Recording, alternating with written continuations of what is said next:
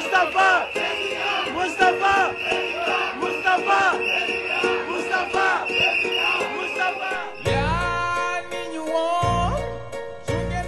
Dans le cadre de la politique de proximité qu'il a toujours privilégiée, Moustapha Niasse, candidat de la coalition de 10 partis regroupés au sein d'Alternative 2007, a choisi de débattre avec l'intelligentsia sénégalaise. Ainsi, scientifiques, hommes de lettres ou des arts, tous étaient présents dans la somptueuse salle de Casino Terrou-Bi.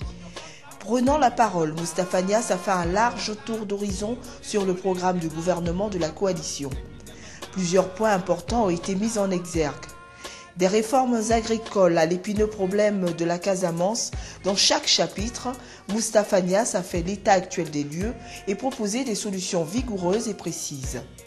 Répondant à une préoccupation d'un des nombreux intervenants à propos du Diola, Moustapha Niasse a répondu ceci.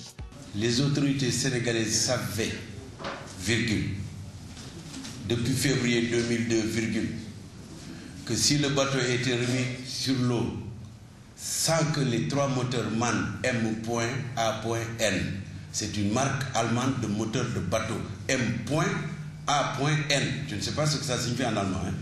Ça doit être une abréviation. Si les 3 moteurs MAN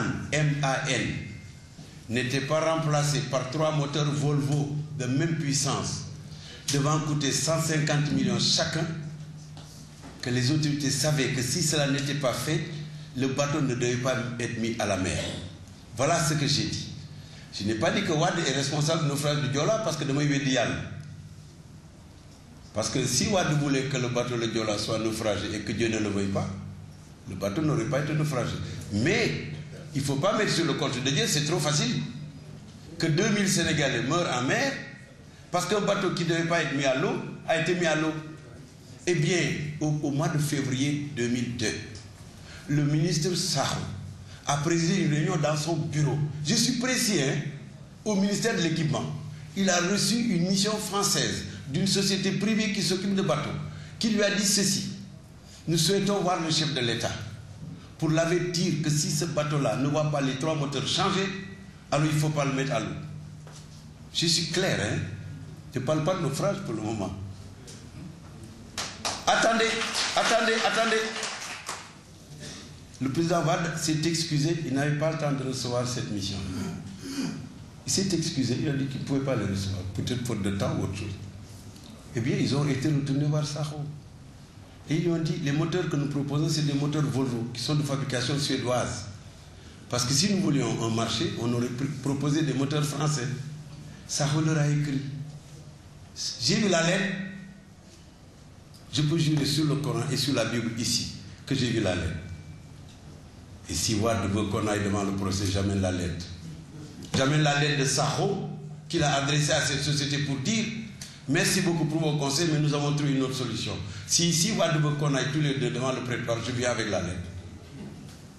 Donc Wade ne peut pas dire qu'il ne savait pas. Puisque j'ai dit, c'est Sakho qui a dit nous avons trouvé une autre solution. Donc je n'ai pas dit que Wade est à l'origine du naufrage. Le naufrage est la conséquence d'un certain nombre d'actes mal posés, de comportements, de non-anticipation sur un bateau dont on avait dit que les 3 moteurs étaient morts. Qu'est-ce que la fabrication de ces moteurs MAN avait dit la mission qui est venue voir Sakho? La série était arrêtée. Mais acheter des moteurs Volvo. Est-ce qu'on a acheté les moteurs Volvo? On a réparé un moteur, je crois, sur 3. Ça, c'est un domaine que j'ignore.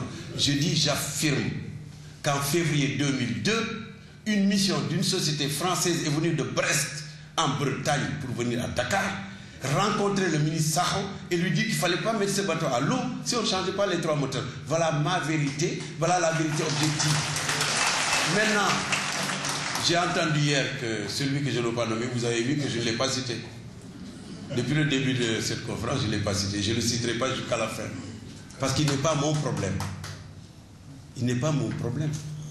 J'ai entendu, on m'a dit ce matin, je n'ai pas écouté les radios, qu'on accuse les membres du Parti Socialiste d'avoir surchargé le bateau pour qu'il aille au fond de l'eau. J'ai appris.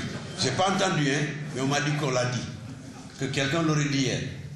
Que c'est les socialistes qui ont été surchargés le bateau pour sombrer au fond de l'eau, y compris eux, pour saboter le régime.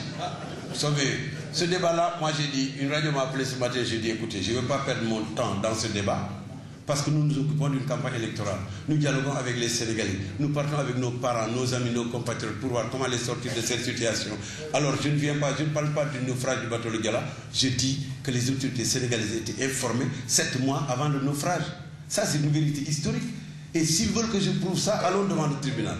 Je viens avec les preuves. Moi, je viens avec les preuves. Au total, un échange fort enrichissant qui a permis à l'auditoire d'intellectuels d'avoir une grande visibilité quant au programme de gouvernement proposé par Moustapha Niasse et la coalition. Moustapha! Moustapha! Moustapha!